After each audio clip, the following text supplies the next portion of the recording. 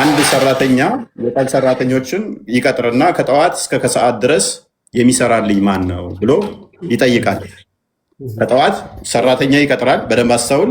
አሁን በደንብ ሚስጥሩ እንዲገባ ሶስቱን አካላት አሉ። ክርስቲያኖች አሉ፣ አይሁዶች አሉ፣ ከዛ ሙስሊሞች አሉ።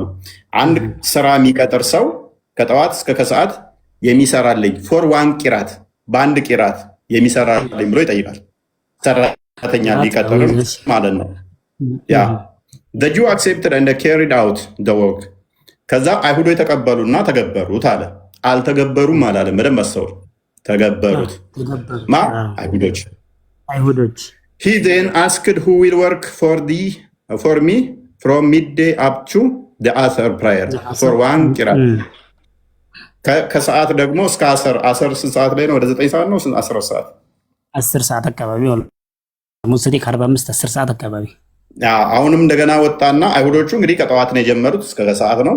ከዚህኛው ሰዓት ከሰዓት ደግሞ እስከ አሰር ፕራየር ድረስ በአንድ ቂራት አሁንም የሚሰራልኝ ማን ነው ብሎ ጠየቀ። ስራ የሚቀጥረው አካል ማለት ነው። the Christian accepted and fulfilled the work። ክርስቲያኖቹ ተቀበሉት፣ ፈጸሙም፣ ሰሩም ይላል። አልሰሩም አላለ። ክርስቲያኑ የተቀበሉ ሰሩ ከተባለ which is አማኝ ናቸው ማለት ነው። አማኝ ናቸው።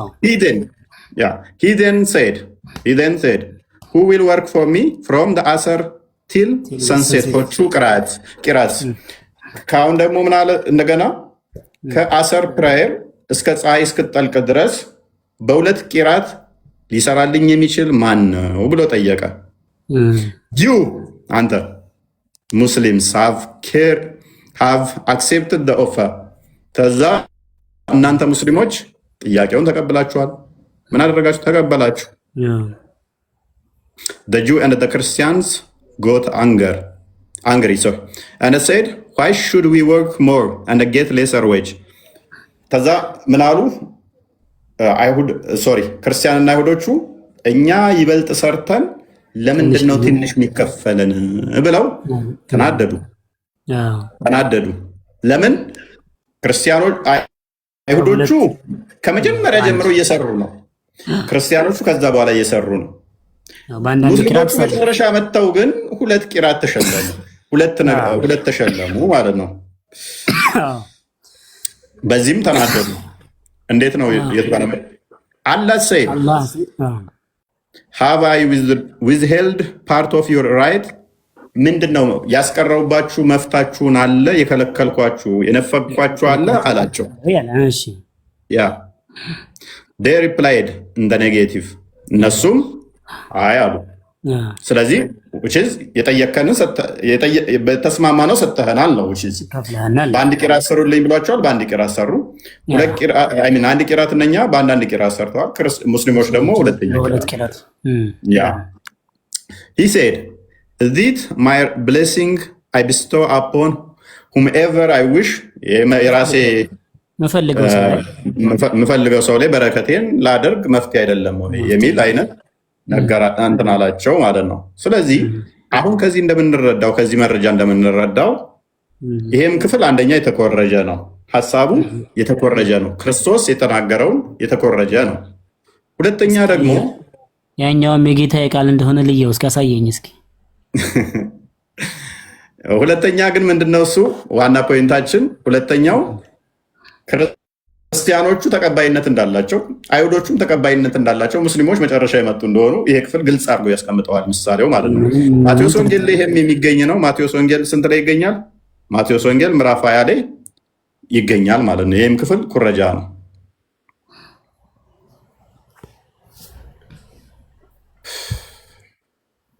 አንዴ ክፈትልን።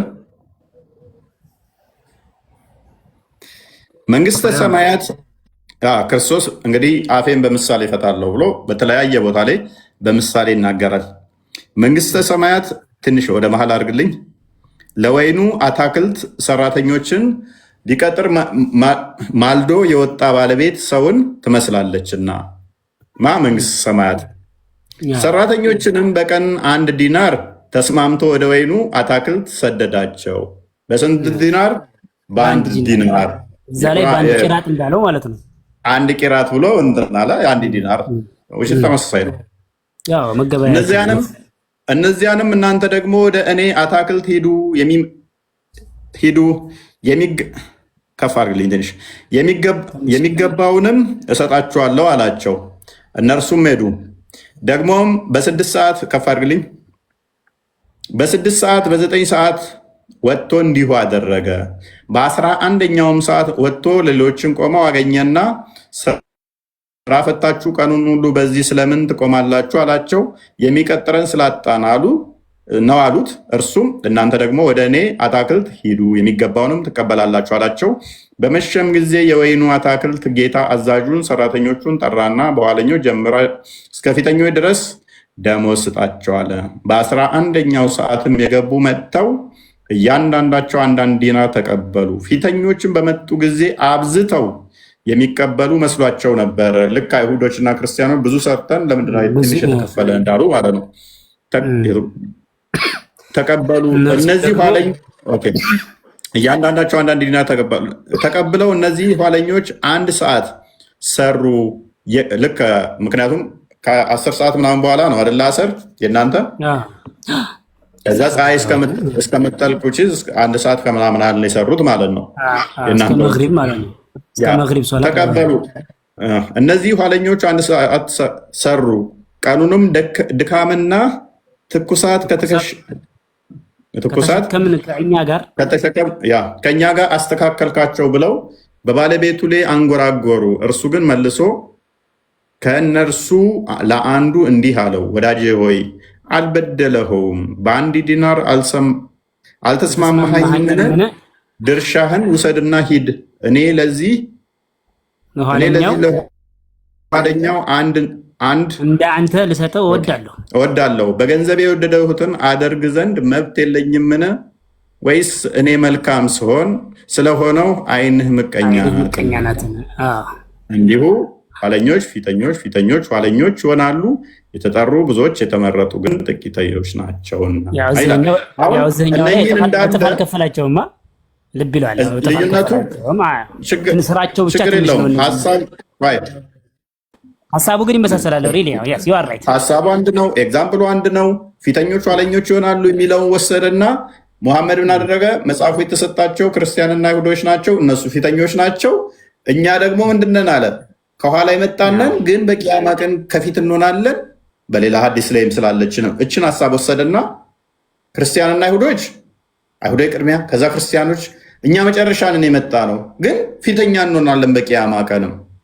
እችን ጥቅስ ወስዶ ፊተኞች ኋለኞች ይሆናሉ ስለተባለ እኛ ከኋላ ብንሆንም የመጣ ነው ከፊት እንሆናለን በቂያማ ቀን። ኦኬ። ስጦታውም ደግሞ ምን አደረገው? ልዩነቱ ምንድነው? 2 ዲናር የማድረግ ነው እናንተ ጋር። ሀሳቡ ግን ተመሳሳይ ነው። ስለዚህ ኩረጃ ማለት ይሄ ነው። አንደኛ አድሬስ የምታደርገው አይተ እንደሆነ ክርስቲያኖችንም አልተቃወማቸውም፣ አይሁዶችንም አልተቃወማቸውም። አስቀድመው እንዳሉም አፍር አድርጎ ነው ያለፈው። እንደሰሩበትም ትክክል እንዳደረጉ ደሞዝ ላይ ብቻ ነው ትንሽ የተከፈላቸው እንጂ ትክክል እንደነበሩ አስቀምጦታል ማለት ነው። ፖይንት ወደ ቅድሙ እንመለስና ስለዚህ አሁን ተውራት እኛ ኩረጃ ስንል ማቴዎስ ወንጌል ምዕራፍ 25 ላይ ከቁጥር 30 ጀምሮ ያነሳ ነው። ምንድነው እሱ? ተርቤ አላበላችሁኝም፣ ተጠምቼ አላጠጣችሁኝም የሚለው ምሳሌያዊ ንግግር ቀጥታ እዛኛው ጋር ሲገባ ተኮርጇል ስንል ሙሐመድ ራሱ እንዲህ ይላል ብሎ ሲናገር እከሌ ብሎታልም አላለም። እከሌ ብሎታልም አላለም። ልክ እንደ አዲስ መገለጥ አድርጎ ነው የተናገረው። ምክንያቱም አስቀድሞ ክርስቶስ ስለራሱ የተናገረው እኛ ክርስቶስ ሲመጣ የሚጠይቀው በደመና ይመጣል ብለን እናምናለን።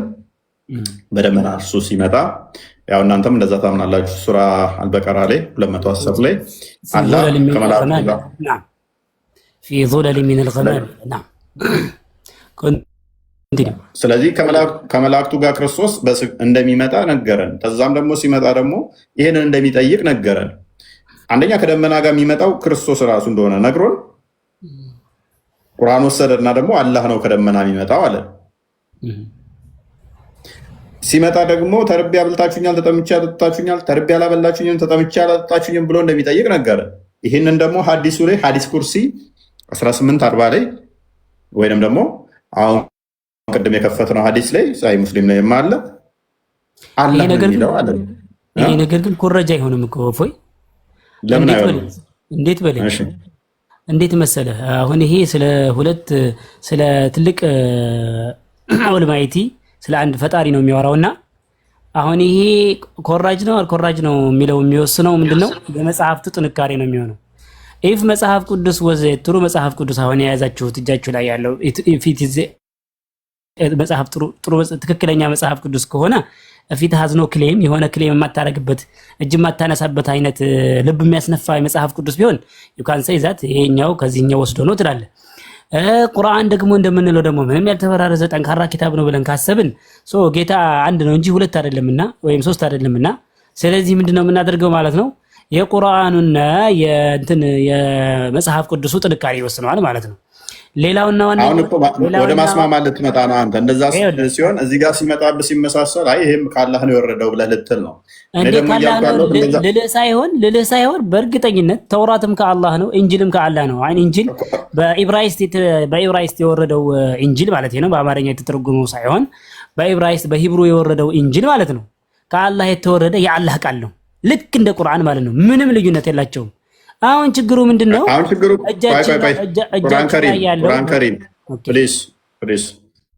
ቁርአን ከሪም አሁን ችግሩ እኮ ምን መሰለህ? አሁን ሌላ ቶፒክ ውስጥ ተመልሰን እንዳንገባ ነው፣ ወደ ጨረስነው ቶፒክ እንዳንገባ።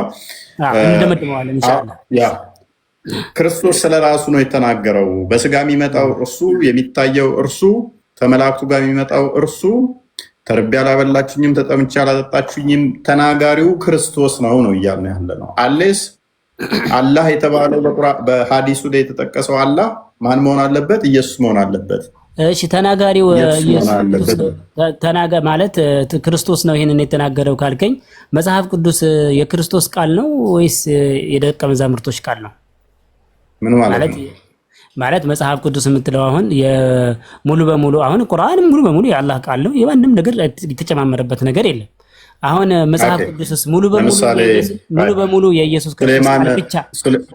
ሱሌማን እንዳይረግጣችሁ ላ ያህቲመነኩም ሱሌማን ወጁኑደሁ የሚለው እንትኖች ጉንዳኖቹ ማለት ነው።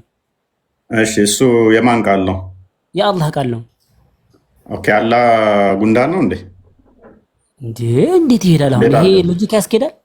ላ ያህቲመነኩም ሱሌማን ነው ያለ ያን ታሪክ ያቃላ በጉንዳን ላስረዳ ቁርአን ሊሆን የሚችለው ወይም ይሄን አድርጉ ይሄን አታድርጉ አምርና ነሂ ነው።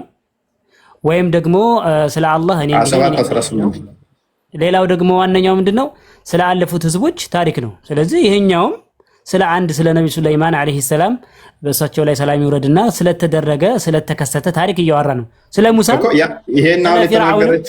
ስለ ፊርዓውንም እኮ እቅቱሉ ሴቶቻቸውን ልጆቻቸውን ግደሉ ይላል ቁርአን ከሪም።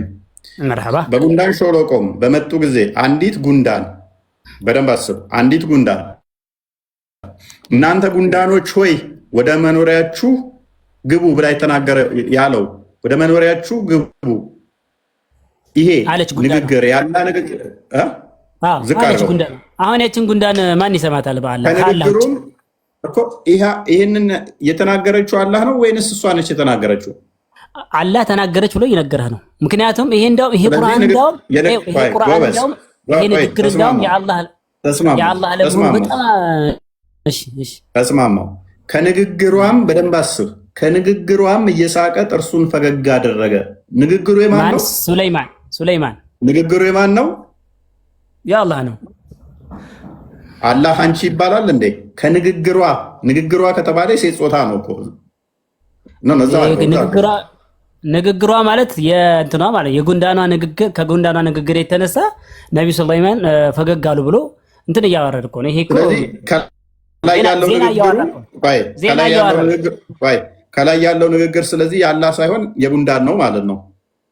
የጉንዳኗን ንግግር አላህ እየተረከልህ ቁርአን ላይ ደግሞ ይሄ ሙሉ ምንድነው የአላህ ከንግግሯ እየሳቀ ጥርሱን ፈገግ አደረገ የተባለው ማን ነው? ሱለይማን ፈተበሰመ ضاحكا من قولها። በየትኛው ንግግር ነው ሱለይማን ፈገግ ያለው? من قولها በዛች በጉንዳኗ ንግግር የሱለይማን እንትኖች የጉንዳኗ መጡባችሁ። ንግግር የቱ ጋር ነው ያለው? የጉንዳኗ ንግግር የቱ ጋር ነው ያለው? ቁርአን ላይ ሱሌማን ፈገግ ያደረገው ቁርአን ላይ እንደተነገረህ ማለት እኮ ነው። እፎይ አሁን ይሄ ኖርማል እናመሰግናለን። ኖርማል ነገር እኮ ነው ይሄ። ጨረስን። ስለዚህ ቁርአን ላይ ያለው የጉንዳኗ ንግግር ይሆናል ማለት ነው። ሱሌማን ፈገግ ያደረገው ቁርአን ውስጥ ያለው የጉንዳኗ ንግግር ፈገግ ያደረገውማ ማለት ነው። ነብዩላህ ሱለይማን እኮ የእንስሶችን ንግግር የጅኖችን ንግግር መስማት ይችል ነበረ። ስለዚህ ፈገግ ያለው አሁን ያለህን ቃል ሰምቶ ሳይሆን የጉንዳኗ ንግግር ያኔ ጉንዳኗ እንደዛ ስትነገር ሰማትና ፈገግ አለ። ከዛም በኋላ ለጅኖቶቹ እንዳትረግጡ ብሎ መለሳቸው። ይሄ ንግግር የማን ነው? ያን ምን ብሎ ተረከልህ? ጉንዳኗና ሱለይማን ተገናኝተው እንዲህ ተከሰቱ። ከዛም ሳቅ አለና ነገርህ ማለት ነው። አሁን ይሄንን ሂካያውን ሲነግርህ ያ ቁርአን ላይ ሱረቱ ሰበእ ላይ መሰለኝ ሱረቱ ሰበእ ላይ የመጣው ቁርአን የአላህ ንግግር ይሆናል ማለት ነው እኮ። አላህ የተናገረው ከጉንዳኗ ሰምቶ ነው። ያ ማለት አላህ ሐሜተኛ ነው ማለት ነው። አረቶ በአላህ እፎይ ጋር በኋላ ደስ ይለኛል። በነገር ለምሳሌ ያልኩህ አሁን አንተ የሰውን ንግግር አንተ ተቀጥታ የምትናገር ከሆነ እንዴ መጽሐፍ ቅዱስ ላይ መጽሐፍ ቅዱስ ላይ ንግግር ነው። መጽሐፍ ቅዱስ ላይ የአንተ ንግግር ነው የሱ ንግግር የሌላው ንግግር ነው የኛው አይደለም። ይሄም እኮ መጽሐፍ ቅዱስ ላይ ለምሳሌ ጉንዳኗ ምን ያስጠላኛል መሰለህ? ጉንጭ ማልፋት ያስጠላኛል። እሺ ጉንዳኗ እዚህ ጋር ተናግራለች። ጉንዳኗ አሁን አልተናገረችም። ያኔ እኔ የተናገረችው ወንድሜ በነብዩ ሰለላሁ ዐለይሂ ወሰለም ዘመን የተናገረችው አልቃት። ያኔ አልቋል፣ ታሪካቸው አልቋል። ያንን ታሪክ አሁን አንተ ከየትም ልታመጣው ስለማትችል አለች ብሎ ግን ቁርአን ላይ ያሰፈረው አላህ ነው አይደለ? ጉንዳኗ እንደዚህ አለች ብሎ የተናገረው አላህ ነው አይደለ? ለምን ትምህርት ለመውሰድ? አይ ነው አይደለም ነው አይደለም ነው። ስለዚህ አላህ የራሱ ንግግር ሳይሆን ይሄ የዚህ ቦታ የቁርአን ምዕራፍ ጉንዳን ምዕራፍ የተባለው የጉንዳኖች ንግግር ነው ማለት ነው። አላህ አደሰና ብላችሁ ሐዲስ ላይ እንደምታስቀምጡት አላህ ዘገበው እንጂ ተናጋሪው ጉንዳና ናት። ቴንኪው እናመሰግናለን። የራስህን ነገር ወሰድ ጎበዝ። እፎይ አንተ ብትወራ ደስ ይለኛል። በርግጥ የአርጀኒ ዛኔ ኤኒባዲ ኤልስ ባይ ዘ ዌይ እኔ ሌሎች ጋር ስትከራከር ስትሳደብም አይቻለሁ። እኔን ስላሰደብከኝ አመሰግናለሁ። በስድብም አላምንም። እኔ ሌሎችም ሲሰዳደቡ አይቻለሁ። ቁርአን ከሪም